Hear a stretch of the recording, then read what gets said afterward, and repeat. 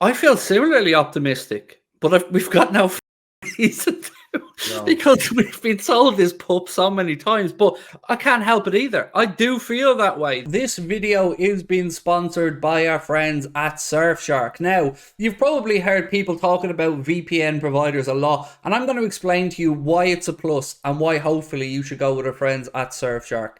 So Surfshark is an app or browser extension that allows you to look at the internet entirely anonymously and unlock the world's largest Netflix libraries, the likes of the USA and Japan. It also keeps you safe and secure from hackers. Let's imagine you're out and about, you're having a cup of coffee, you're in college, you're in the pub, something like that. They use industry-leading measures, uncrackable encryption, and the most secure VPN protocols to keep you safe and secure while you're having a look on the internet. Also, one subscription will run across all of your devices, meaning that there is no need to look elsewhere. One subscription, you got your phone covered, your laptop covered, whatever it is that you need. Surfshark is really easy to install as well. And right now, you can get an amazing 85% off and 3 months additional free by using our link in the description and the code Anfield Agenda at checkout. That is 85% off and 3 months additional free, meaning it works out at less than $2 a month. Now, this offer runs until the end of this year only. So if you're looking for a VPN provider, look no further. Our friends at Surfshark have got you covered. Enzo Fernandez. Let's talk about him first, if I could, sir. I seen today that Paris Saint-Germain are interested in him. So there is that. How highly do you rate this guy? And what would be your price point for Liverpool, for you to feel comfortable with Liverpool going to buy him? Listen, there's obviously after that World Cup going to be a lot of people jumping on an Enzo bandwagon, but I think for us as pool fans, especially us over here at Anfield Agenda, like we were on him in the summer, we were inquiring about him, so I rated him before that, but after that World Cup, I think his stock has just gone, and rightfully so. He was unbelievable. He won Young Player of the Tournament. He's he is not quite in the Bellingham bracket as of yet, but he will be one of the top midfielders in the world for the years to come. So it's one of them that is going to cost you, I would say, we'll be looking at. I've seen reports of offering $97 million, which is circa £85 million. I reckon you're looking at that with his age, with his profile, considering River Plate get about 25% or so. I would be happy with us paying that. And I think if you get Bellingham and Enzo Fernandez, that's our midfield boxed off, give or take, with one or two more. But like that's like 2 of the 3 positions sold for 5+ years. And I would be happy with us spending 100 million, well, 85 million pounds on him.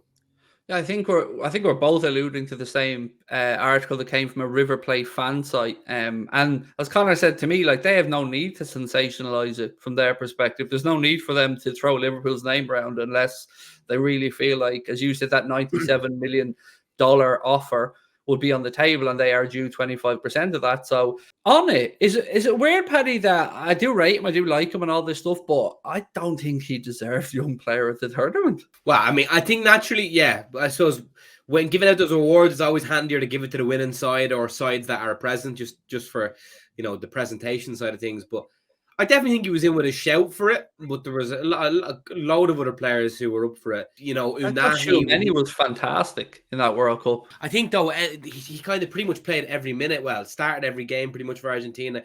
He was pretty much integral to their victory, which is probably what swayed the allocation of the award. But yeah, I think he's the dog's bollocks. So from the point of view of signing Enzo Fernandez and the amount of money, do you think it's a one or the other thing, or are we living in cloud cuckoo land where we want to live in a world where FSG will spend 200 and something million quid on 2 midfielders? I don't know why the feeling is the way it is, but I think it is a case of both. Madly enough, I think there is question marks over who is putting the money to it, who will be the owners, will be. But I think, FSG have come out and said they're looking for investment. But I think regardless now, they need to invest. Even if they're staying, they need to invest to show the fans that they mean business. And if they're not staying, they need to keep the value of the asset. And that means Champions League football. But I'd look at this as an Alisson/Van Dijk moment.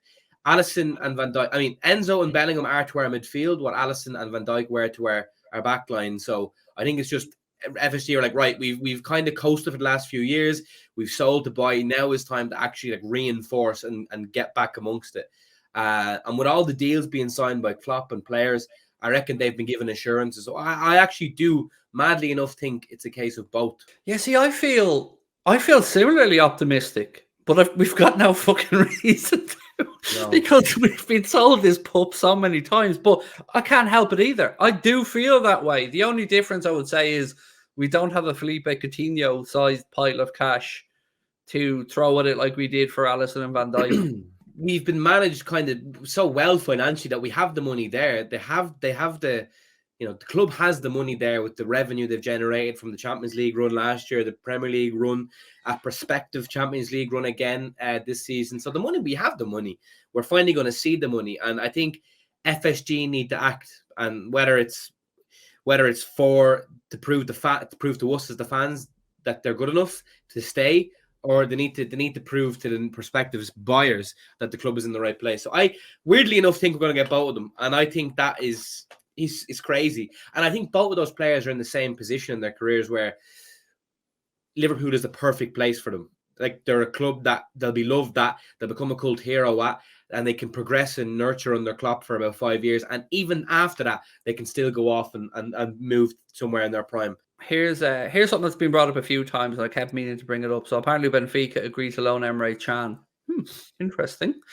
What can we surmise from that, Paddy? Only that maybe Enzo Fernandez could be off. He's definitely going. Listen, a club like Benfica are like Ajax, or PSV, or they're not in a, let's be honest. They know when they have a big boy in their hands, they need to take the money. Like, they've sold Joe Felix, they've sold Darwin Núñez, they've had many exports. They are a selling club.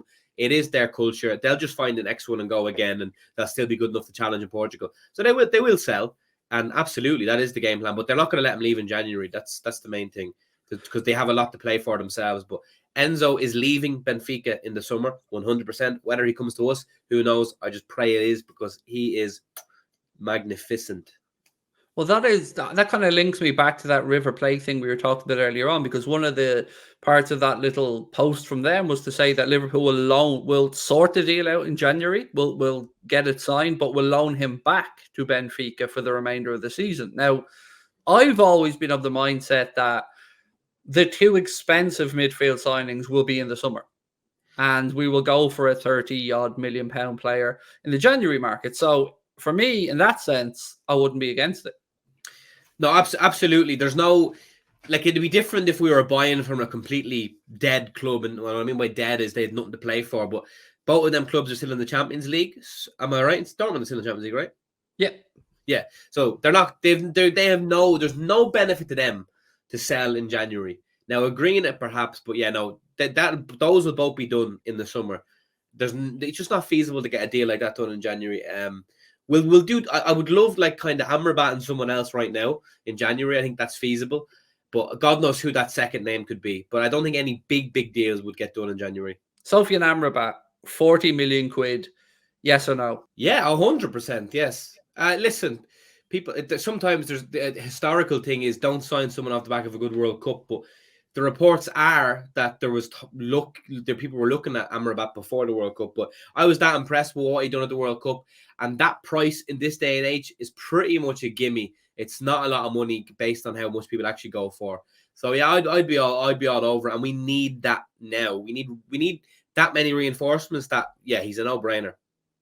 Yeah, I mean, I'm with you. We've had the match of the day fever before with El Hadj Diouf Salif Diao, but it was very reassuring to me to hear that Kloppo was looking at Sofian Amrabat before the World Cup. And I think 40 million, even if he is not going to be in every game starter, but competition, I think that's very fair value in this market that we're in right now. 100%, and it's someone that we can't complain about either because he's done so well from Morocco. It's a no-brainer for me, honest to God. This midfield is in such disarray. We genuinely do need four new ones. Two Enzo, Bellingham, Amrabat, and even again one other. And then I'm absolutely buzzing, and my outlook on life will increase tenfold.